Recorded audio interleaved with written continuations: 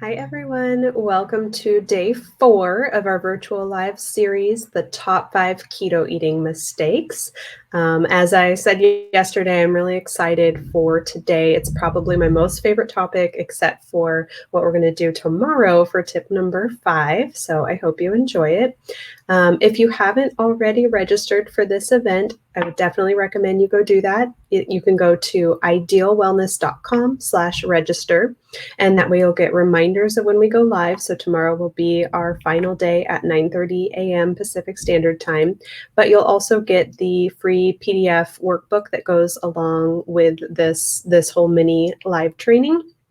So you can get a recap of all the days. You'll get a recording of every day in case you missed anything. So again, that's idealwellness.com/register, and you can grab all of that information.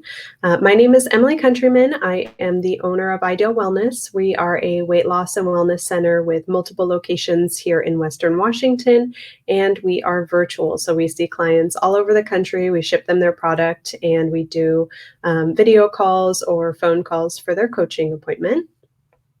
So today, before I dig into today's topic, I just want to recap the last couple of days, and I wanted to find out if anyone has done yesterday's tip and changed that mistake around of not meal planning and not meal journaling. So if you have done that, let me know. Either give this video a like or you can drop a comment.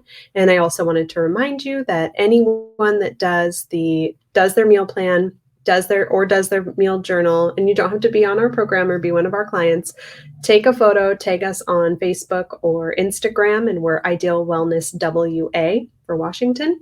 And one person is going to win a $25 Ideal Wellness gift card, and we can ship you any of the products that we carry. We also carry a lot of just keto-friendly products. So even if you're doing a DIY program, you can grab some of those items. So today our topic is not understanding the glycemic index or eating items that are too high on the glycemic index. So if you're wondering, what the heck are you talking about? I just thought keto was about the macros, the fats, the carbs, and the protein. That's partially true. But when you eat foods that are too high on the glycemic index, or it's also known as GI, that can spike your blood sugar. So that is a rating, the glycemic index, between, I don't know anything 0, but 1 to 100. And for example, a banana is about 50, depending on the size of the banana. So that is the score that was given to it based on, it's usually when they originally did all these numbers, looking at that item and what the effect on the blood sugar was about 2 hours later. So they did the test, they drew the blood and said, okay, it spiked it X amount. So a banana is about 50. Pure sugar is about 100. Of course, that's the top of the list. And a serving of broccoli would be about 15. So you can kind of see in there how different foods, and this is something you can just Google, like what is the glycemic index of cucumber, of bread, of whatever that it is your item is, if you're wondering.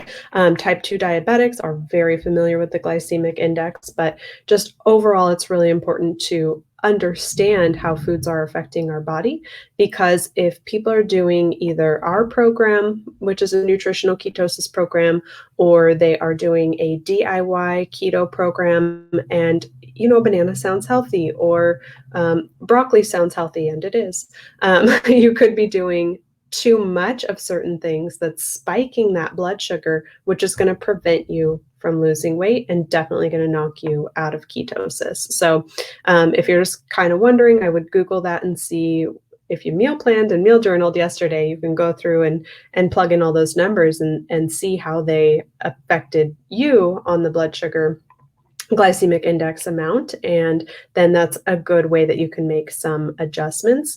But most people that are eating foods on the standard American diet, also the acronym would be SAD, which I think is very fitting because it's not a great diet that we have here really in North America.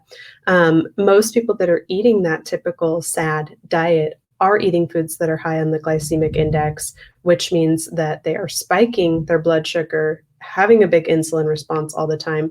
And most of us are insulin resistant. So today I have a slide that I'm going to try to share on here. Okay, hopefully you can see that. So this is how at our clinic we help people understand what that we call it the sugar cycle or the weight gain cycle looks like, and what happens when we eat foods that are high carb, high sugar, high on the glycemic index. What happens to the body and why the body is storing it as fat. So basically how we gain fat and then also how we can lose fat. So we're going to start, I'm not sure if you can see my mouse, but kind of in the top right corner where it says the first thing is eat food. So basically we wake up in the morning and we're going to go have breakfast. So we're hungry, we just woke up. A typical breakfast item is going to be something high in carbs and sugar, whether it's a bagel, a donut, oatmeal, cereal, a piece of toast, a pancake, a waffle. I mean, pretty much everything is a carb or a sugar. Now you might say, well, I eat eggs and bacon or something like that. That's fantastic. This cycle will kick in for you later in the day, potentially when you have the chips or the crackers or the cookies or the sugary drink or anything like that. So for this purpose, let's say we had a bowl of cereal. Okay, so we start in the morning, we have a bowl of cereal. That's going to be pretty high in the glycemic index, so our blood sugar rises, which in turn tells the pancreas that it needs to produce some insulin so that we can lower that blood sugar level. Because when the body sees high blood sugar, that's a danger sign, that's a warning sign that it needs to lower it, because the body does not function well with high blood sugar levels. So the body says, okay, we've raised our blood sugar a little bit. We need some insulin to be produced so that we can lower that blood sugar amount. However, most of us, again, because we're eating that standard American diet, the SAD diet, we are insulin resistant. So basically what that means is that we have had so much sugar over time. If you don't know, we went from about 5 pounds of sugar 100 years or so ago that we consumed per year. Now the standard North American eats 150 to 200 pounds of sugar a year. We do a workshop in our clinic when we're open physically before everything was virtual. And I used a little visual aid of a bag of cooking sugar. It's a 4-pound bag. So basically we went from eating that bag in 1 year to eating it in 1 week. So pretty shocking how much sugar we consume, which of course means that our cells are not going to respond the same to insulin. So we produce the insulin, but our body is not responding how it should. If this was 100 years ago and we had, say, a candy cane at Christmas time, and that was really it, not cookies every day, our body would produce insulin, our blood sugar would go down, and things would go back to normal. It would not be a big deal. But because we do this all day, every meal, we've become insulin resistant. So what happens is that insulin is the only key to the fat cell. So the body says, well, what are we going to do with all this high blood sugar? It's dangerous in the body. We have to do something with it. So the body has its own little safety mechanism of saying, I know what to do. I'm going to put it over here in the corner, which is the fat cell, and protect. It's going to stay in there and protect the body until there is a famine, because obviously this body is preparing for that to come, right? We're in feast mode. So again, because insulin is the only key to the fat cell, runs over to the fat cell, pushes all the calories and everything into it, locks the door behind it, and of course, the fat cell grows, so we gain weight. But in the meantime, because we didn't keep a steady blood sugar, we then have a blood sugar crash. So our blood sugar drops rapidly because we didn't just use it steady over time. And I'm sure that's something that you felt before, where your blood sugar spikes, drops, you have that sugar crash, or the 2 p.m., I need my caffeine, I need a snack, that type of thing. And that's because we have really unsteady blood sugar levels. So what happens is that when we take the sugar and all the calories and everything, and we put it into the fat cell, instead of just properly using it and having a proper insulin response, our blood sugar drops rapidly. So now we're tired and exhausted. However, we think sugar is the answer because our brain lives off of sugar.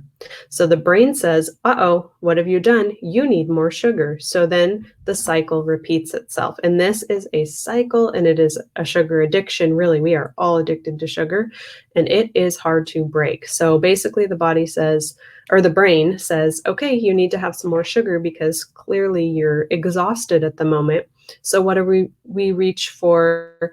The crackers, the cookies, anything in the break room, the sugary energy drink, all of those things.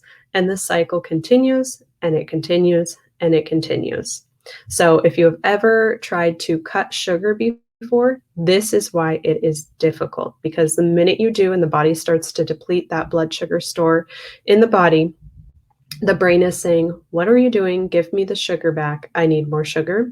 The great news is that after a few days, when you've stopped doing that, your body can definitely adapt. And that is ketosis that we've been talking about every day here, the keto diet. And that is when your body will start to use ketones to fuel everything instead of sugar. So it's a very effective way to burn fat, to lose fat. And I'm going to take the screen down. Okay, so hopefully that made sense. If you have any questions on how the weight gain process and how that what we call the sugar cycle works, pop them in the comments. Let me know. I'm happy to answer those. It would probably do you well to re-watch that. It's a little bit, I tried to make it as user-friendly as possible. That's something that we work on with our clients all the time, but it will probably take a little while to really grasp that concept. But basically the gist is the more sugar and carbs and things high on the glycemic index that we are consuming, the worse off it is for our body, and the stronger and stronger and stronger that insulin sensitivity and that insulin resistance gets in our body. So the great news is you can rewind it. You can get your body functioning normally again. When that cycle is happening over and over, that's why somebody would go to their physician and say, I'm not feeling well. And they would say, well, you're pre-diabetic.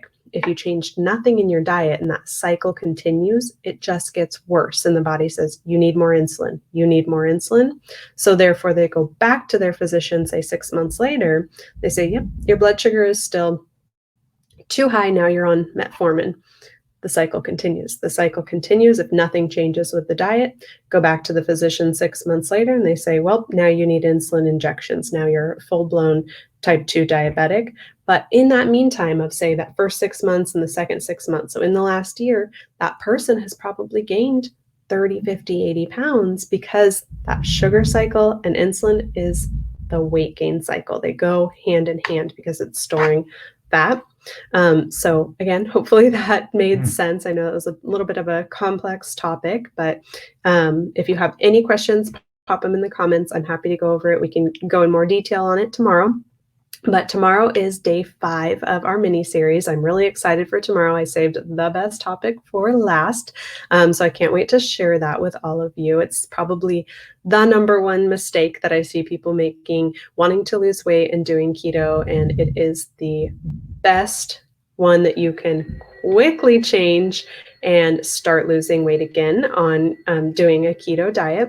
And remember, if you have not registered yet, you can go to idealwellness.com/register, and that way you can grab the PDF workbook that goes with this whole mini series training, and you'll get all of the recordings of this. So if you missed a day or you want to rewatch like today's topic, you will have access to all of that. So hop on over there and do that. And if you do your meal plan or meal journal and tag us, somebody's going to win a $25 gift card tomorrow. So thank you everyone so much for joining, and I look forward to seeing you on tomorrow's day 5 of Keto Eating Mistakes. Bye.